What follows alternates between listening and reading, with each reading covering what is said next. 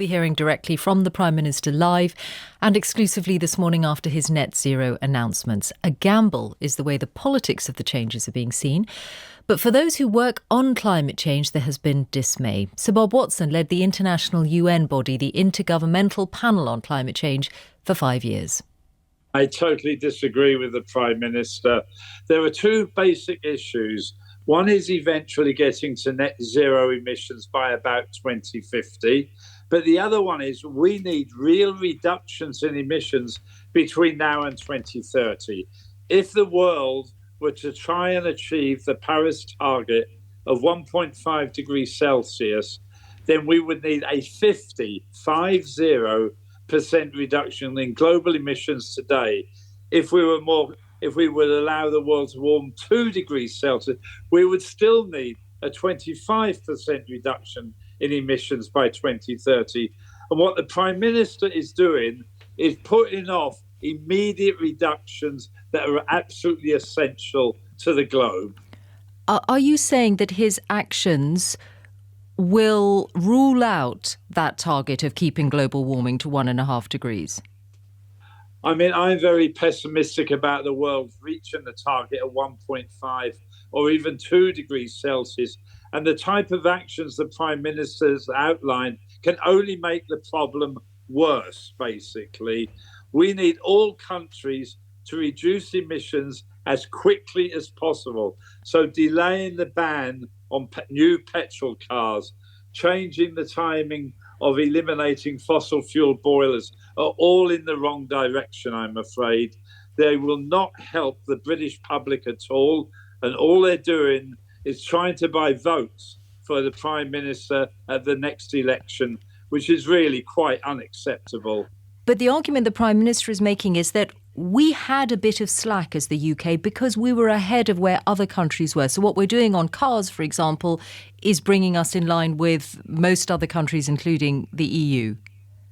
Does the Prime Minister just want the UK to be one in the middle of the pack? Or does he want the world to see the UK as a leader on something? It's about time the UK stands up and say, we truly believe in this issue of climate change. We believe we must tackle it. We're going to be truly world leaders. And I'm afraid what the Prime Minister's doing is he's giving up leadership for a few votes at the next general election. He still believes that we will get to net zero by 2050, that these changes will not change that overall target. Can you explain why essentially you think 2050 is not really the point, that it is 2030 if we're truly serious about climate change, that is the point? The more we do now, the easier it is to get to net zero by 2050.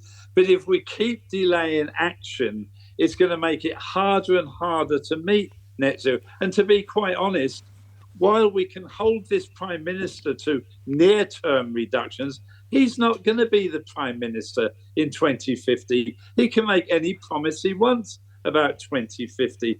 And I think most of the politicians in the world that keep focusing on 2050 know they can't be held accountable for 2050. They can be held accountable for what they do between now and 2030. That's Sir Bob Watson, former head of the Intergovernmental Panel on Climate Change. It is the morning after the speech before, and I'm in Downing Street with the Prime Minister, Rishi Sunak. Prime Minister, good morning to you. Good morning. Here we are in number 10. We're sitting in what is known here as the Thatcher Room. Back in 1989, Margaret Thatcher spoke to the UN General Assembly in New York. She talked about what she called the insidious danger of climate change, the prospect of irretrievable damage to the atmosphere, to the oceans, to the earth itself.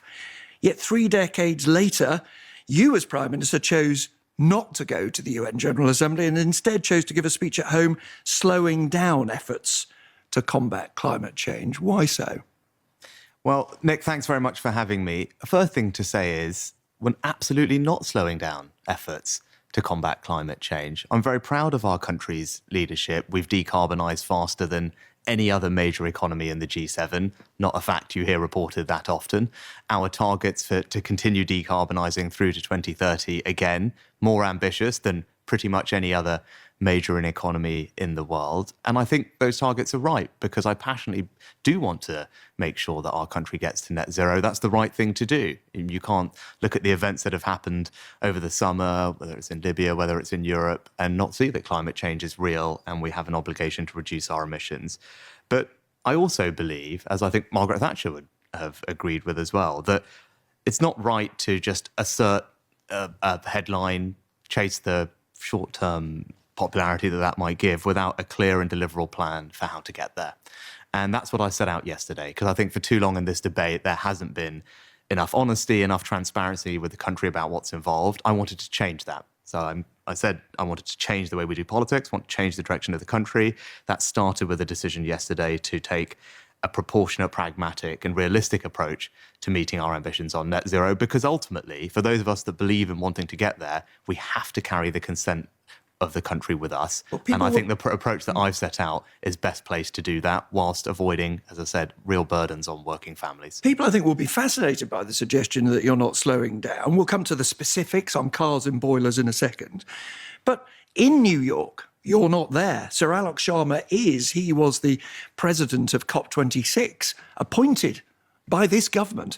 A man who was a Conservative cabinet minister alongside you when you was Chancellor. He says, Sir Alok Sharma, there is consternation at the United Nations after your speech, with people saying if the UK is starting to row back on its policies, maybe we should do the same.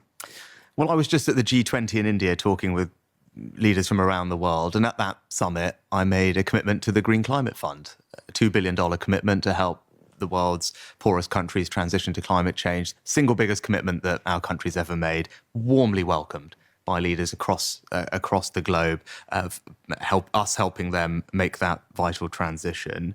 And again, you talk about the UN and other countries. Look, here are the facts, because again, lots of people want to deal with emotion in this debate, but here are the facts. We've decarbonised faster than any other major economy thus far.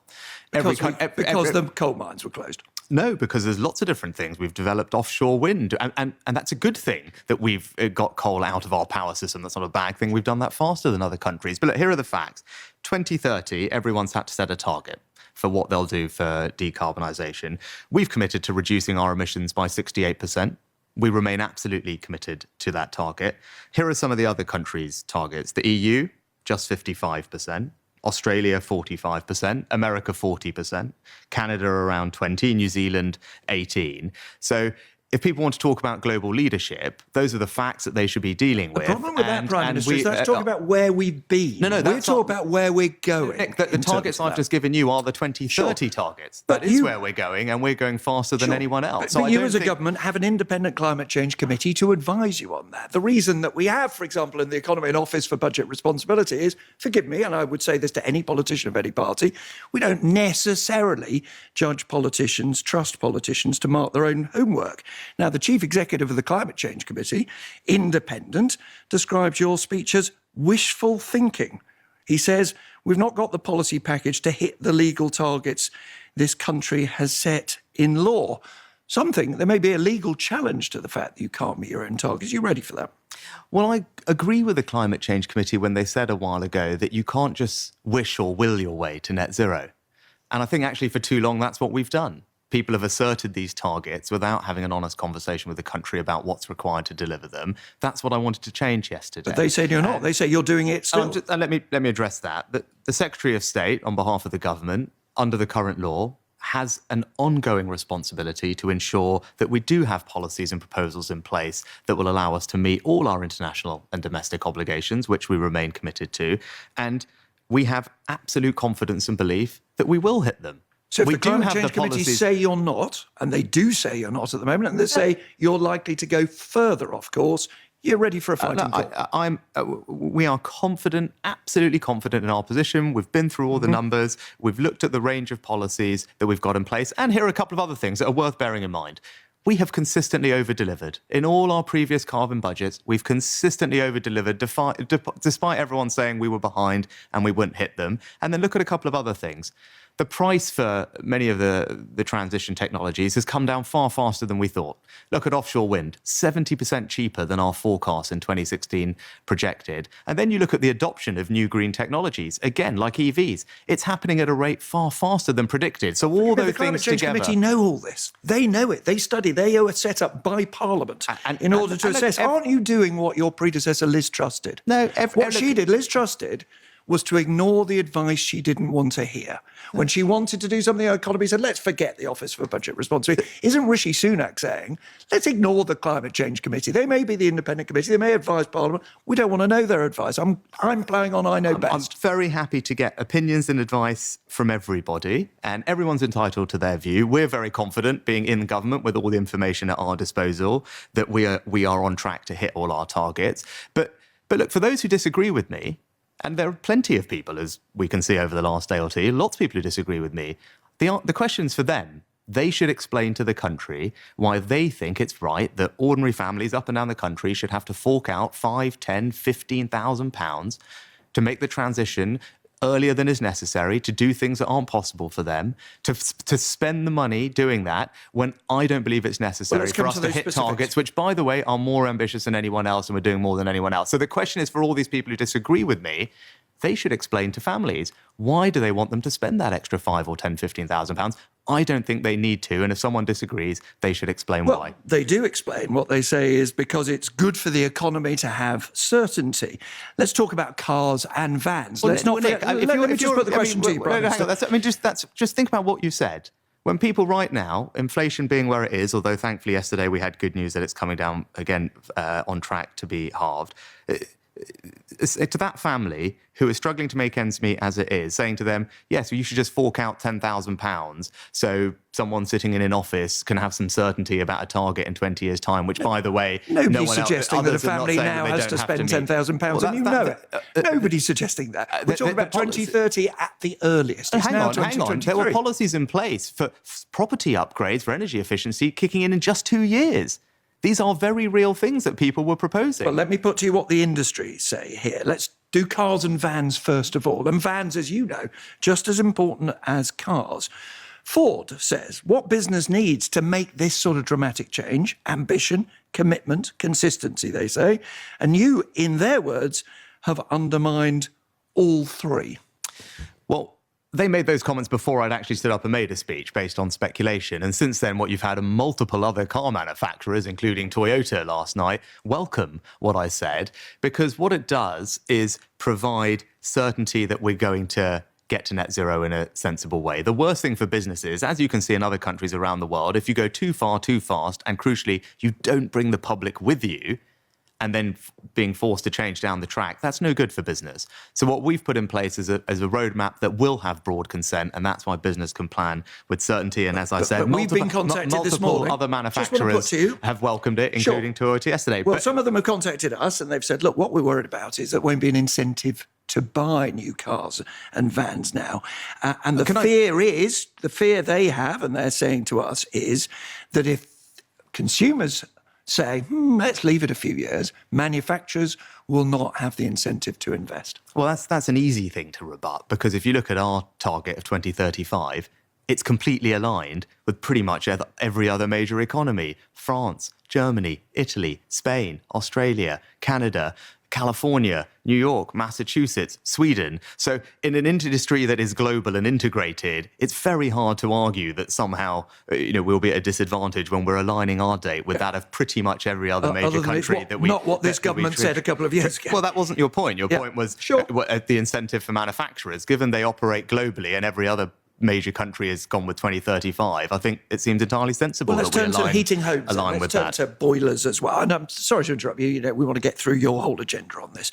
Turning to boilers now, the big change on boilers, it seems to me, is that it will be possible still to buy and install a new gas boiler right up till 2035 now. That's the change. That means those boilers, given the lifetime of boilers, may well still be in operation in 2050. Are you saying that this country can deliver its net zero commitments when it still has gas boilers operating in 2050? Yeah, well, so the typical life of a boiler is about 15 years, which is why 2035 is is the right date. And look, I'm clear with people. If you believe in net zero, then we will have to make changes. I'm not hiding from that. That wouldn't be being honest with people. So both in the cars and vans that we drive and how we heat our homes, over time, to deliver net zero, those things have to change.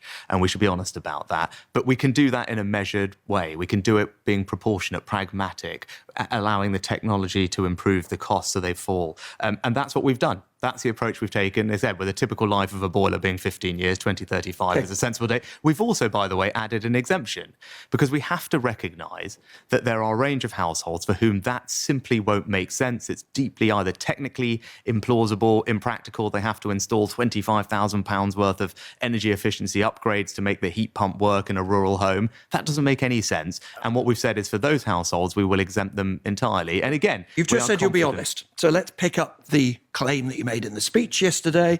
You said you wanted a better, more honest debate. You then went on and say, I've scrapped a series of proposals, you said. So let me ask you about them. Where was this proposal for the government to put a tax on meat that you had to scrap with such a fanfare? Yeah, there were a range of things that have been proposed by lots of different people in order for us to meet. Where was the proposal for a tax on meat? You mentioned the Committee for Climate Change earlier. I mean, actually, if you look in their reports, they talked very specifically about saying it's particularly important that we see an accelerated shift, in their words, in our diets away from meat and dairy. But I've just spoken to them, I've just interviewed them, and they said there is no mention of a tax on meat in any of their reports. If you look at their report, it talks about an accelerated shift away from dairy and meat. It says not a tax on meat. It said that diets will need to shift away. It also says we'd have to implement measures to bring that about. So they didn't propose a tax on meat. Where was the proposal for a compulsory car sharing that you say you scrapped? Again, you can, if you look in their report, it will talk very clearly about what they could describe as ride-sharing solutions, otherwise known as exactly what I was saying. That's different from compulsory car sharing proposal. What it then says euphemistically is one would need to consider demand-side measures to bring that about, which are otherwise known as compulsion or taxes. But elsewhere, actually, they're very open that taxes should be used to send a signal on things like reducing travel demand or the amount that people was the government considering forcing people to have 7 bins? Another proposal you said you've scrapped? Yeah, so if you look in the Environment Act and the associated consultations that were in place around 2021 from memory, there's a very clear statement in there about moving to consistent collection for recycling, the clear implication of which is 7 bins, and you can go through, and again, that's what people have raised concerns with, and that's what the policy work was looking at. Hold on just a second. No, hold on a second, Prime Minister. You stand up with the authority of Prime Minister in this building and you say you're scrapping a series of proposals. And when I ask you about them, you say, oh, somebody considered and it was in the appendix of this document. There's nothing to be scrapped, which is why your former Environment Minister says you're pretending to halt frightening proposals that simply do not exist. No, I reject that entirely. These are all things that have been raised by very credible people about ways to meet our net zero obligations, alongside the very substantive changes that we've announced when it comes to the transition on electric vehicles and how we heat our homes, and whether people should be forced, we believe they should not be, to improve the energy efficiency in their homes. But the problem is, you said yesterday in your speech, this isn't about politics. And yet, minutes after this, your party headquarters issued social media things saying Rishi Sunak has scrapped this, he scrapped that. There was a press release of the Labour Party. It's all about politics. You're making a series of claims that aren't true. No, this is absolutely about doing what I believe to be in the long-term interests of the country. Now, I want to change the direction of our country. I want to build a better future for our children. And you don't do that unless you're willing to change politics. And I'm going to do things differently. This is an example of it. Look, I can take the easy way out. That's what politicians have done on this topic previously. We've not had the debate about these things. I've taken a new approach. I want to be honest about it. But Nick, it's important. Let me just finish on this, because this is really important, right? So, and that's what I was doing yesterday. And as you can see, lots of people disagree. Mm-hmm. And the important thing is, for all these people who disagree, the question for them is, I've set out my stall, which I believe is the right one to deliver net zero to command consent. And if you disagree, again, anyone who disagrees... That's why we interview the Labour Party, but we're interviewing you now. But the thing, the criticism that comes, the question for them is, well, why do you think it is necessary and I'll ask them those impose questions. These costs on people? OK, I'll ask them those questions. Indeed, I have. Now, you are making, it seems to me, a really important claim in this speech, and I just want to be sure that we've understood it. The claim seems to be that we can do less, that we as consumers can pay less, that the government can go slower towards its 2030 target, and it won't make any difference at all. I just want to read you what someone once said. People know that if something is too good to be true, then it's not true. They need to know that while there's a path to a better future, it is not an easy one. Do you recognise those words? Yeah, I think I do. They were in your resignation letter from Boris Johnson's government. You're telling people that they can get away with not making changes. You're basically saying something can happen and it is too good to be true, isn't it? Nick, that's not what I'm saying. And what I am saying is that we do have to make changes. I was very explicit yesterday that we will have to change. Transitioning to net zero isn't going to be easy. It's going to require all of us to make changes in how we live our lives. I was very upfront about that, and I will continue to be. I believe in net zero, and I want to deliver it, and that does require all of us to make those changes, but we can do that. And I believe people do want to make those changes, by the way, but people want to do it in a proportionate, pragmatic, and realistic way. That's the approach that I'm putting in place. And compared to what's gone before, I don't think it's right to chase the short-term headline, to just assert some goal for the future without a clear plan to deliver it and without being honest about what's being required to get there. And what I set out yesterday is a realistic approach to do so that will command consent, get us to net zero, and carry the country with us. Now, in your speech yesterday, you suggested there'd be more speeches like this. And some allies of yours have suggested that this is the real you. That we're finally seeing the man who's not just dealing with crises, we're seeing the man who's saying what he really thinks. Should we stand by for you to rip up a whole series of other promises the government's made, maybe HS2, who knows, all sorts of things that could happen in the future? What I'm interested in doing is changing the direction of our country. I want to build a better future for our children, and that's what I think about every day. Now, the first year I've had this job, I've brought stability and confidence into government, into our country, into our economy, and that was necessary and important. But what I want to do now is, in a series of decisions, change the direction of our country. And I believe that if we want to do that, then we have to change the way we do politics. You can't chase the short-term headline. You've got to do the things that are right in the long term. That's not going to be easy. I know I'll get criticism and flack for it, as you've seen over the last day or two, but I am not going to be deterred from doing what I believe is right for the long-term future of our children. That's what yesterday was about, and that's what I will continue to do. It's going to be a busy year until that general election when people will have the chance to choose. Thank you for talking to us here in the Thatcher Room in Downing Street. The car is waiting for the Prime Minister outside. He has other places to go to. Rishi Sunak, thanks very much. And we look forward to talking to you at the Conservative Party conferences. Thanks for having me. We'll be talking to all the leaders of the big political parties. We'll get some